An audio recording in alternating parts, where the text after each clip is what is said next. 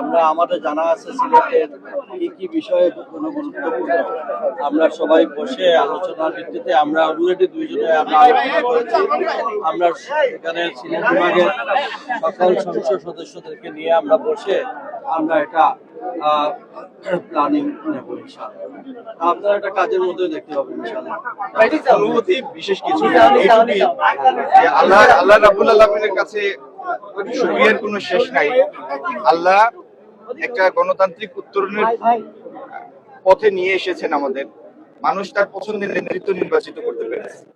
সেই সাথে আমাদের কাঁধে যে গুরু দায়িত্ব এসেছে যে সিলেটের পক্ষ থেকে আমরা দুজন মন্ত্রিসভায় আছি, এই গুরুর দায়িত্বের বোঝাটা আমরা প্রতি মুহূর্তে অনুভব করি এবং যে কারণেই এখানে আনন্দ উচ্ছ্বাসের কোনো সুযোগ নাই। আমাদের সামনে অনেকগুলি কঠিন চ্যালেঞ্জ।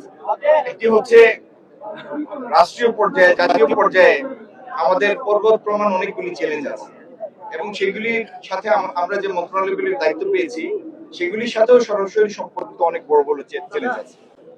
দ্বিতীয়ত, সিলেটের যে পুঞ্জীভূত সমস্যা, কর্মসংস্থানহীনতা, জলাবদ্ধতার সমস্যা, মাদক, অনলাইন গেমিং সহ পর্যটনের অবকাঠামো নির্মাণ করা, এরকম বহু বহু চ্যালেঞ্জ আগামী দিনে আমাদের সামনে আছে।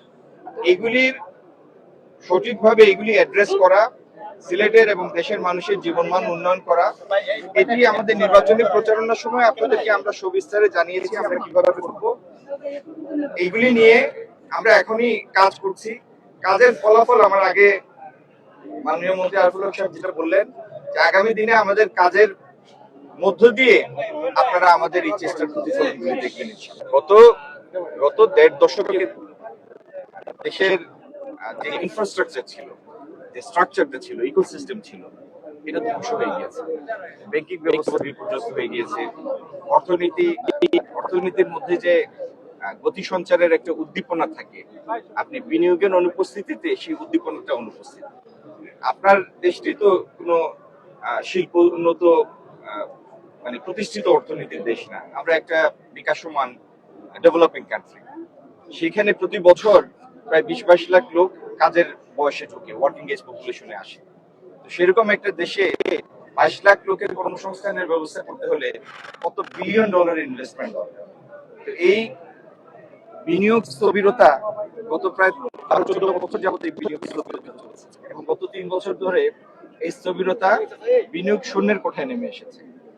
তো এই যে পুঞ্জীভূত বেকারত্ব, এটি কর্মসংস্থানের আওতায় আনা, নতুন আগামী বছরগুলিতে নতুন যে সমস্ত মুখ কাজের বয়সে ঢুকবে তাদের কর্মসংস্থানের আওতায় আনা, সারা বিশ্বের সাথে প্রযুক্তিতে প্রতিযোগিতা সক্ষমতায় মানে আমাদের তরুণ প্রজন্মকে নিয়ে আসা, এআই সক্ষমতা, এআই লার্নিং, এআই রিসার্চ, আজকের দিনে পৃথিবীর সফটওয়্যার থেকে এআই তে ট্রান্সফর্ম হচ্ছে।